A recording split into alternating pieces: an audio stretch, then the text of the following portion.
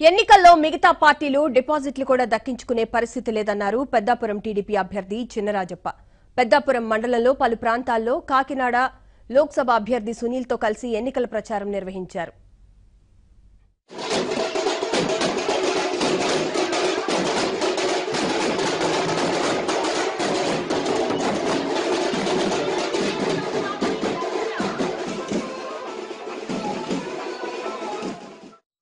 ఎందుకంటే మొదటి నుంచి కూడా కష్టపడి పనిచేసి తెలుగుదేశం పార్టీ చంద్రబాబు నాయుడు ముఖ్యమంత్రి గారు ఈ రాష్ట్రం ముఖ్యమంత్రి అయిన కాడి నుంచి కూడా ఈ గ్రామాల అభివృద్ధి చెందాలని భాగంగా పనిచేశాం.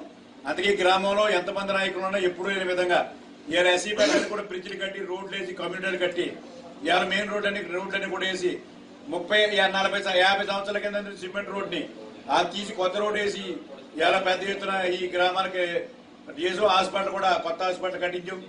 అంటే ఈ గ్రామే కాదు ఈ ప్రాంతమే కాదు ఇవాళ తెలుగుదేశం పార్టీ మద్దతు పలుకుతాం. దీనికి కాను అభివృద్ధి చేయంగా పనిచేయడం వల్ల అలాగే ఇలా జగన్ గారు మీటింగ్ జరిగింది అన్న మరి విలువలైపోయింది, జనం లేకుండా పోయింది. అందుకే మహిళలు అసలే లేరు. అందుకే మహిళల మద్దతు పూర్తిగా తెలుగుదేశం పార్టీకి వచ్చింది.